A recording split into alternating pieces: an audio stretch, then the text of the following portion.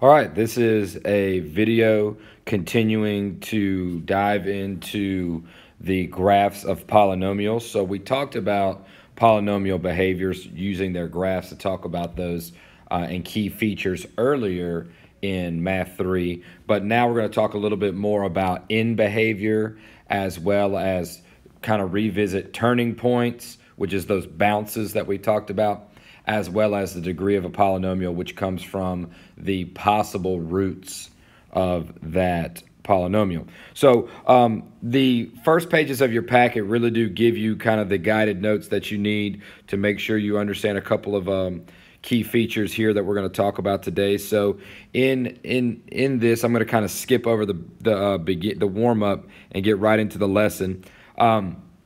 Keep in mind that the degree of a polynomial is the highest exponent, the leading coefficient, which tells you a lot about as far as positive or negative behavior, as far as reflection of the polynomial's graph.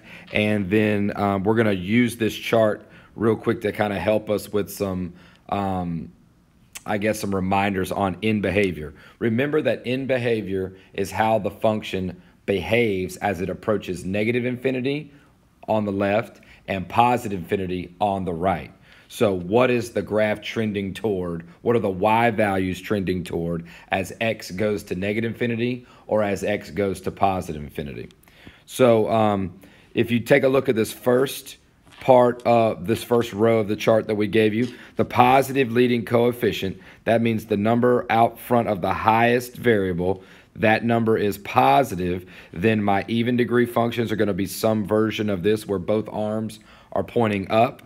And my odd degree functions are going to be some version of this where both arms are going in opposite directions. So that means regardless of which direction my graph I'm looking, the left side or the right side, the negative infinity side or the positive infinity side, for my even degrees, both arms will be pointing up. So the graph will be trending toward positive infinity. For my odd degrees, if that leading coefficient is positive, then as x goes to negative infinity, that's the left side, the y values are heading down to negative infinity. And on the right side, as x goes to positive infinity, the y values would be trending up toward positive infinity.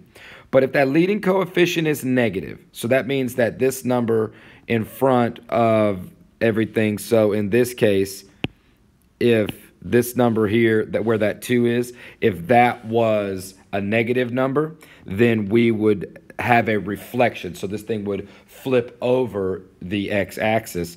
So then this row right here with the negative coefficient is what would give us what's happening with our evens and our odds.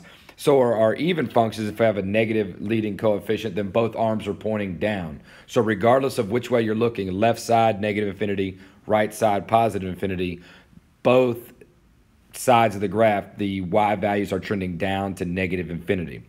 When it comes to our odd functions, then that our odd degree functions, I should say, then the arms are going to switch. So the left side, the arm will be pointing up. So as x is go to negative infinity, the y's are going up to positive infinity. And on the right side, that arm is pointing down. So as the x values go to positive infinity, the y values are heading down to negative infinity. All right. So when you take a look at these first couple of examples, what you should be able to pick up from here is what the end behavior should be. So as I try to sharpen your screen for you a little bit, sorry, that's a little bit not clear. What we need you to be able to do is just pick up what's important, which is the degree of the polynomial here, which will come from the highest power, and in this case it's 4, and then what the leading coefficient is, which is the number in front. All right, so the leading coefficient in this case is 1, and the degree of this polynomial is 4. So that means that I'm going to have an even function. So that means both arms will be heading in the same direction, and the leading coefficient is positive. So it's going to be some version of this top row, okay? So that means my end behavior will be as x goes to negative infinity, that's the left side, the y's are going up to positive infinity. As an x goes to positive infinity, that's the right side, the y's are also heading up to positive infinity, because remember, it's some version of this right here, this even degreed positive leading coefficient where both arms are heading in the same direction. Again, when we talk about end behavior, we're talking about where is the graph trending toward, way out to the left and way out to the right. All right, let's try this next example. I'm looking at the highest power, which is 5, and the leading coefficient, which is -3. Okay, so my leading coefficient is negative, so that means I'm going to have some version of this graph here where my left side arm is pointing up and my right side arm is pointing down. So that would mean as x goes to negative infinity, that's the left side, my y's are going up to positive infinity. As x goes to positive infinity, that's on my right side, the arm is pointing down, so the y's are trending down to negative infinity. So again, make sure you're taking note of where the arms are pointing when it's an odd degree function or an even degree function, as well as the leading coefficient being positive or negative. Okay, then we bring back this idea of bumps and turning points. Now keep in mind that the bumps is this idea, or we also call it bounce, the idea that I have a double root at that place. So my graph doesn't pass, my graph doesn't pass through that spot. It hits it and then it comes back down. It just touches it quickly and comes back down and changes direction. So it's a turning point, which makes us think, you know, it is a critical point. But when it bounces on the x-axis like that, that's an indication that it's a double root, possibly.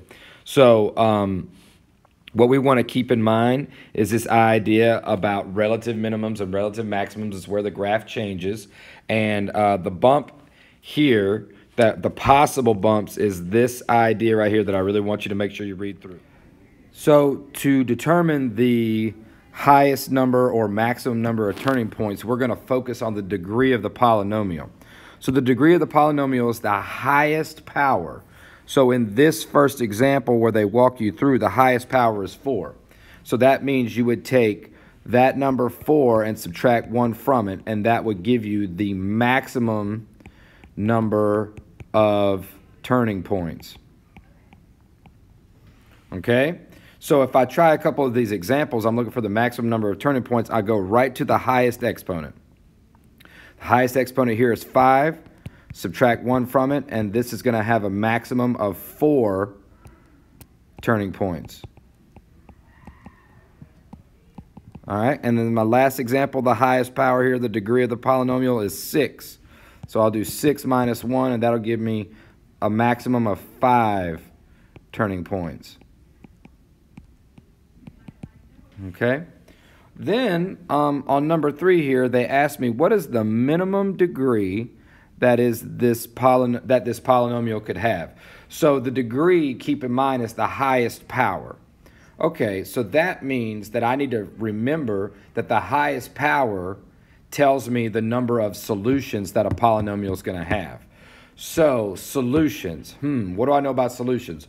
Well, solutions are also known as roots, are also known as zeros, but also known as x-intercepts. So if I focus on where this thing crosses the x-axis, I'm going to get the minimum number of roots. Well, the minimum number only includes the real roots. Now, if you remember, we talked about earlier this year, we talked about bounces that occur like this one here, that occur off of the x-axis. So that means it's not a real solution, it would be an imaginary solution. And those bounces come in pairs. So that wouldn't be one root, it would be 2 imaginary roots. So that's kind of one of those things when you think about the number of times it crosses the x-axis doesn't always match the degree of the polynomial. But what we're finding here is the minimum degree of a polynomial. So the minimum degree of this polynomial is going to correspond to the number of times it crosses the x-axis. So this thing crosses 1, 2, 3, 4, 5 times. So what's the minimum degree? The minimum degree is 5. Doesn't mean the degree is 5. It means that's at least 5 or higher.